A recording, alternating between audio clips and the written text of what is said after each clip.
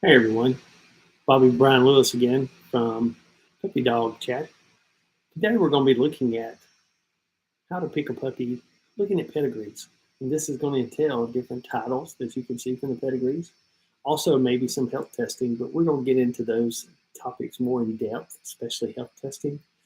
The purpose of our podcast is to make sure that, or not our podcast, our YouTube channel, is to make sure that we inform people of what they need to know about picking a puppy. So our first video was kind of long. I'm going to try to shorten it up this time, not make it as long, but I think the main thing is that get some of these tools to help you select a puppy breeder, then select a puppy. So we're going to have a series of videos.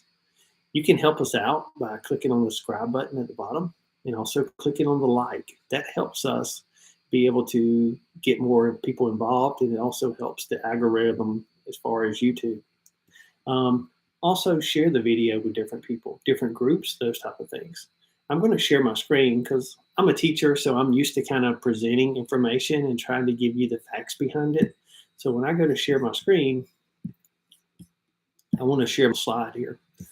And I want to present this slide to you. So you can see here how to pick a puppy part 2. This is going to entail picking a puppy using titles and the pedigrees in the title. Now, these are some of the titles you will see. Rat N is a novice barn hunt. That's where your puppy would look for a rat during a certain time. Rat O is open barn hunt. There's a senior barn hunt. Those are all fun things you can do with your dog. And there's all sorts of obedience titles. There's a title called ATT, which is where it tests your dog's sensitivity to different things in the environment. You can become a Canine Good Citizen, which is a CGC title at the end of your name. Right here, we have therapy dog titles. We have a grand champion here. We have a champion. We have a field champion and dual champion. One thing to think about if you're buying a pet and you're coming from a dog that might be a field champion, which is this over here, that means they hunt for maybe 30 minutes. That dog might be hyper, and it might be a dog that needs a lot of exercise. And now you're going to take that dog inside and make them a house pet. That might not be the best thing for them, especially if you see a bloodline that has a lot of field champions in there. That dog might be designed more for a hunting dog, which is a great family dog if you're going to hunt it and exercise it. Now, if your dog has dual champion in it and a bunch of your pedigrees in the sire and dame, then that is a dog that became a show champion and a field champion. And then at the end of their name, if they have therapy dog or they have Canine Good Citizen or they have obedience titles, those type of things, that tells you that dog is very versatile. And that is a key thing, I think, when we select a puppy is making sure if we're looking for a pet at home, we want to make sure that dog is a versatile dog. That means if you take it to the mall, he's going to be fine. If you take it to the grocery store, it's going to be fine. If you play in the backyard, it's going to be fine. If you take it on the boat, it's going to be fine. Those kind of things can build your dog into a very versatile dog where it's not going to be stressed out going in different places. And it also maybe has a on and off switch at home. You can turn it off when you're in the couch, and then when you get to the field, maybe it turns it on. Maybe your dog's not a hunting dog. Maybe it's a scent dog. That might be more of the barn hunt. There's all sorts of titles that AKC offers and things for your puppy to do. The best thing to do is look on the AKC website, look for titles, and see which one interests you. Certain dogs have different titles that apply to them more. Here's a pedigree here. If we can see on this pedigree here, and I pulled this is just a free, it has nothing to do with the dog. I just pulled it off the internet. It's a free image. As you can see, this dog here has no titles.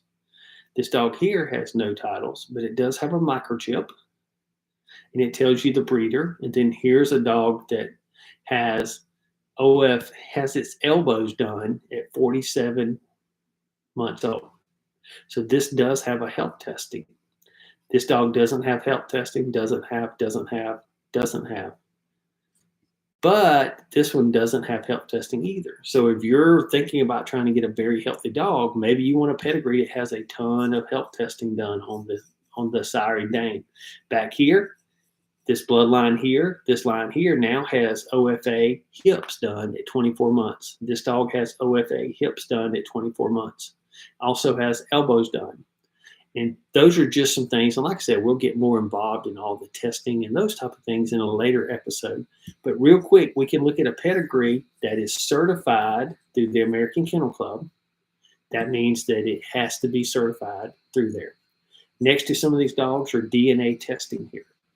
In order for a male dog to have more than 2 or 3 litters a year, it has to have a DNA number. So that is the reason why you'll see a lot of the sires have a DNA number, because AKC mandates that they have one. So in this one, I don't see any championships. I don't see any field championships, any show championships, any titles at all. Even at the end of their name, I don't see any of this. So we're going to move to the next pedigree. Now this pedigree here is a pedigree. It's actually one of my dogs, but is this pedigree certified? Probably not. I can tell you the information is real, but just because someone shows you this kind of pedigree doesn't mean it's official. But I can tell you where this pedigree came from. It came from the OFA website. That means the Orthopedic Foundation of Animals. This is my dog here. He had good hips. His sire had good hips, and it tells you how many siblings he had and what was good and what was bad and what was fair. It also has 36 offspring that he has fathered.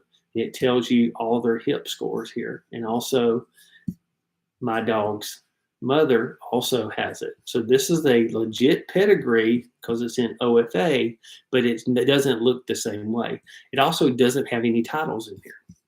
And again, we'll get more into the OFA later. So what we're going to look at, again, back to this pedigree and the titles here, the first thing you want to look for at the end of their names is a title. It could be CB for like an obedience title. It could be CGC, which is Canine Good Citizen. It could have at the end of their name, you could see JH, could be Junior Hunter. It could also have Trick Dog title at the end of their name. All those titles tell me, for me, those titles tell me that this dog learned something. Does it mean this dog is the smartest dog ever? No. This dog right here could be the greatest dog ever right here. It just didn't have any titles to tell you that it was. And that's the big thing about looking at pedigrees and looking at titles, is that it tells you what the dog did or didn't do. If I see a pedigree, I'm just being honest with you, that looks like this, I probably don't want a puppy from that. So a puppy from a pedigree that has no champions, no obedience titles, no trick dog titles, no confirmation titles, it's going to be really close to the same price as a puppy that does have that.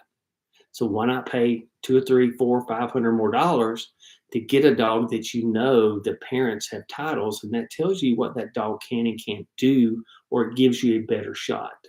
The same thing applies for these health testing that we'll get into in a future episode.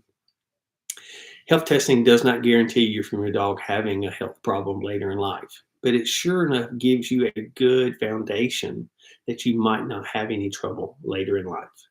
But if you buy a dog that has one parent out of 10 all the way back here that doesn't have any health testing, you might be setting yourself up for a very expensive vet bill, especially if hips need to be replaced. If you get a hip replacement in a dog, it can be anywhere from $8,000 to $10,000 a hip.